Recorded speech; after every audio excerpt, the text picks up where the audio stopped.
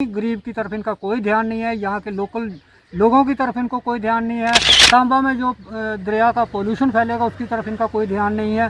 पानी का स्तर जो है हमारा वो नीचे जा रहा है, ज़मीन हमारी खुश्क होती जा रही है, उसकी तरफ इनका कोई ध्यान नहीं है।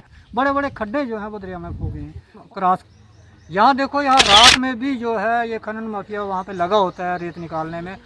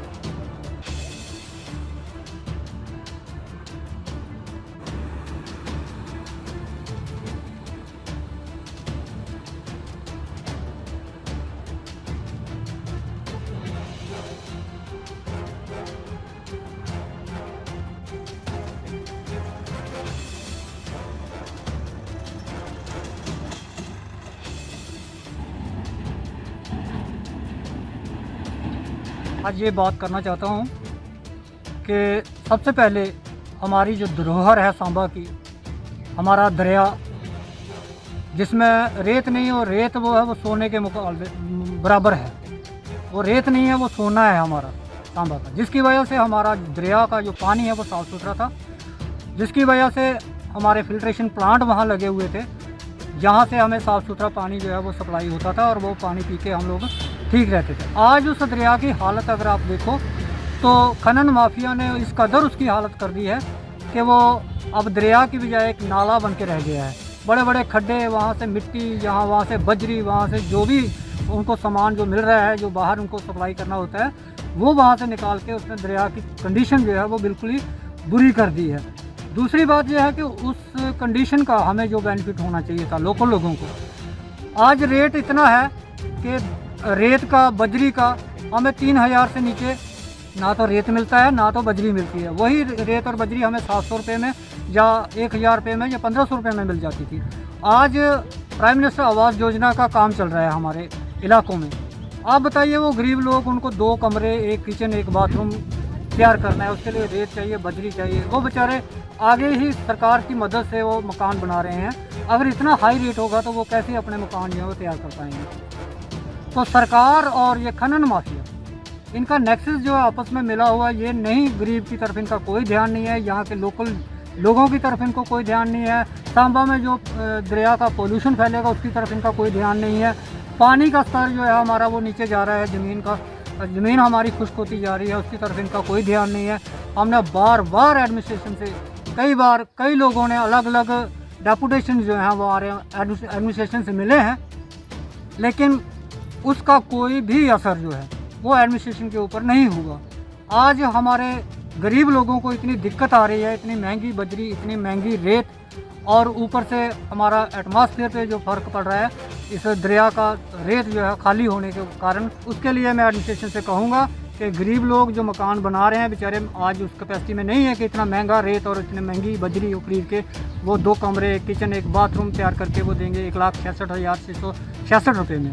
तो ये रकम जो है बहुत कम है, इससे कमरा नहीं बनता अगर इतना महंगा मटीरियल अगर उनको लगाना पड़ेगा। सारी जनता जानती है, एडमिनिस्ट्रेशन जानती है कि खनन माफिया चलते हुए पानी में भी JCB लगा के वहाँ से खुदाई करके वहाँ से रेत निकाल रहे हैं, वहाँ से मिट्टी तक निकाल रहे हैं। बड़े बड़े खड्डे जो हैं वो दरिया में खो गए हैं। क्रॉस करता था, दरिया को क्रॉस करना होता था, खुलेआम चले जाते थे, पता था कि हमारे घुटने तक पानी है या कमर तक पानी है। आज खड्डे पड़े हुए हैं, अगर कोई ऐसे अचानक दरिया क्रॉस करने की कोशिश करेगा उसका कोई पता नहीं वो किस खड्डे में जाके गिरेगा। तो ये है कि इन्होंने बुरी हालत कर दी है। तो हम ये एडमिनिस्ट्रेशन से कहना चाहते हैं कि जल्दी अपनी इस गलती को सुधार लें, नहीं तो फिर जनता को खुद आना पड़ेगा, उठ के आना पड़ेगा। हम अपनी धरोहर को, यह दरिया जो है, हम इसको अपना देवता मानते हैं, इस दरिया को हम बर्बाद नहीं होने देंगे। थोड़ी के लिए मैं चाहता हूँ कि अक्सर जो ये इन्होंने नाके दिए होते हैं, जहाँ पे इन्होंने ब्लॉक दिए होते हैं जो रेत वो करने के लिए, तो उसका एक टाइमिंग होती है। यहाँ देखो, यहाँ रात में भी जो है ये खनन माफिया वहाँ पे लगा होता है रेत निकालने में, और चोरी से जो है वो उसका पैसा कहाँ जाता है, उसकी पर्ची नहीं कटेगी। बाहर चोरी से अगर वो माल जाएगा वो तो सरकार को भी उसका नुकसान है। तो अगर बाहरों बाहर वो माल बिकेगा तो उसका तो सरकार को भी नुकसान है। तो वो खाता तो वहाँ पे बैठे हुए लोगों के जेब में ही जाएगा, वो सरकार के पास तो जाएगा नहीं। तो इसका ये भी है कि सरकार को चाहिए कि कम से कम रात में जो वहाँ पे खुदाई होती है, वहाँ से रेत बजरी निकाली जाती है, उसके ऊपर तो सरकार को कंट्रोल करना चाहिए, ठीक है ना। तो ऐसा हो नहीं रहा है, तो इससे यही लगता है कि एडमिनिस्ट्रेशन भी खामोश है, और वो खामोश है तो उसके पीछे कोई कारण होगा।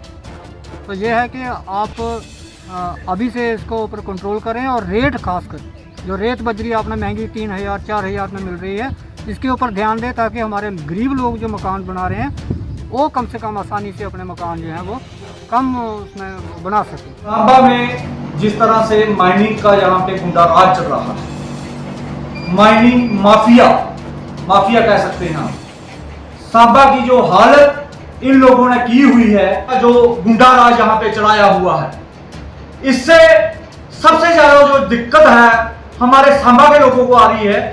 जो रेत हमें 500 रुपए का मिलता था, आज वही जो रेट है हमें 2000-2500 रुपए का मिल रहा है। तो जिन्होंने माइनिंग का ठेका लिया हुआ है, उनका जो गुंडा राज है यहाँ पे, जब हम किसी ट्राली वाले से बात करते हैं कि रेत का जो इतना रेट है आपने बढ़ा दिया है, क्या बात है, जो 500 रुपए की ट्राली मिलती थी आज 2000 की मिल रही है। और उनका जो कहना है, वो कहते हैं कि जो बाहर से जो गुंडे लाए हैं, जो माइनिंग माफिया है, जिन्होंने कॉन्ट्रैक्ट लिए हुए हैं, वो अपनी मन मर्जी करते हैं। जो गवर्नमेंट रेट है उसके बिहाफ पर जो रेट होता है, उस रेट को वो छोड़ के वो डबल रेट लेते हैं। उसके कारण क्या है, ये जो रेट है, जो माइनिंग का जो रेट, जब बजरी का जो रेट जो है बढ़ा हुआ है, तो हम ये कहते हैं कि गवर्नमेंट ने इसको देखना चाहिए, सांबा की एडमिनिस्ट्रेशन ने देखना चाहिए। जो माइनिंग का जो खनन जहां पे किया जा रहा है, हमारा वाटर लेवल जो है वो काफी डाउन चला गया है इसकी वजह से। और माइनिंग जो है सुबह शाम दोपहर रात को भी ये माइनिंग जो है इलीगल चल रही होती है, इसको एडमिनिस्ट्रेशन ने देखना चाहिए।